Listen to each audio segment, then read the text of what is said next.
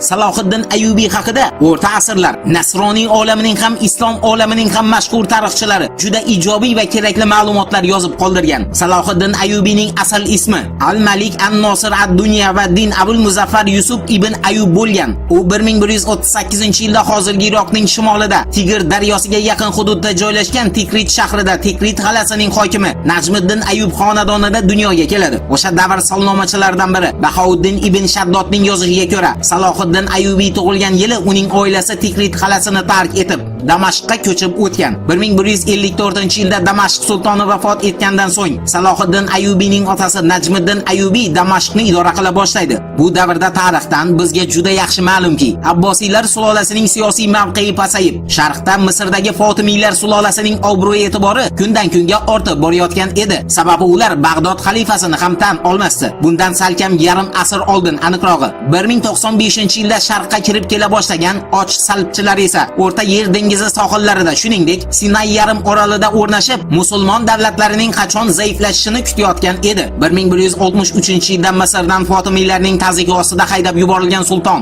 Shevar ibn Mujir Salohiddin Ayyubiyning amakisi Nuraddindan harbiy ko'mak so'raydi. 1164-yilda esa Nuraddinning eng ishonchli sarkardasi Shirkuh Misrga qo'shin tortadi. 26 yoshda Salohiddin Ayyubiy bu jangda katta zobit sifatida ishtirok etadi. Bu orada Shirkuh Salohiddin Ayyubiyni Nil daryosining janubi sharqida joylashgan Belbeys shahrini qo'lga olish uchun yuboradi. 3 oylik qamaldan so'ng esa sarkarda o'ziga topshirilgan ishonchni oqlab Belbeys shahrini qo'lga kiritadi. Islom olami tarixchilaridan biri Ibn al-Asirning yozishiga qaraganda, Belbeys shahrining zabt etilishi 26 yoshli yosh sarkarda Salohiddin Ayyubiy uchun juda katta eshiklar ochilishiga sabab bo'lgan. 1169-yilda Shirkuh va Salohiddin Ayyubiy qo'shinlari Misrni to'liq qo'lga olishadi. Aynan shu g'alabadan keyin Salohiddinning amakisi Nuraddin musulmonlarni salbchilardan himoya qilish uchun uni sulton etib tayinlaydi. Al-Varaqoniyning qaydlariga ko'ra, Salohiddin Ayyubiyga bu tarixiy mas'uliyatning yuklanishiga undagi zehn zakovat va uzoqni ko'ra bilish, shuningdek raqibni hurmat qilish qobiliyati va kelishmovchiliklarni hamisha iloji boricha qon to'kmay tinch yo'l bilan hal qila olishi sabab bo'lgan. 1169-yilning 26-mart kuni Salohiddin Ayyubiy Misrda amir deb e'lon qilingandan so'ng Qayr shahrida unga qarshi qo'zg'olon ko'tariladi. Bu qo'zg'olon esa 1169-yilning 23-avgust kuni bostiriladi. Keyin ma'lum bo'lishicha, qo'zg'olonga Salohiddin Ayyubiyning sobiq dushmanlaridan biri Mutamin al-Xilafa boshchilik qilgan. Bu qo'zg'olon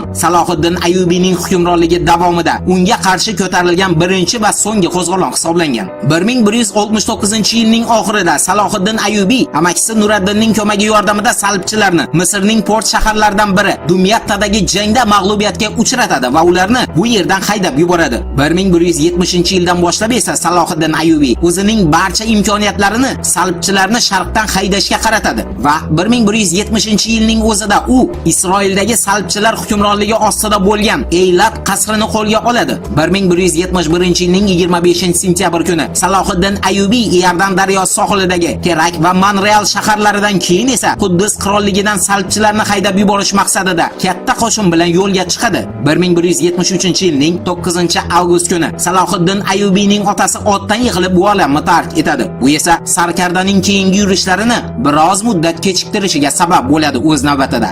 Va nihoyat 1187-yilning 4-iyul kuni Salohiddin Ayyubiy va salbchilar qo'shini o'rtasida Quddus uchun tarixiy jang bo'lib o'tadi. Unda Salohiddin Ayyubiy to'liq g'alabaga erishib, Falastin va Akrani, shuningdek muqaddas shahar Quddusni qo'lga oladi.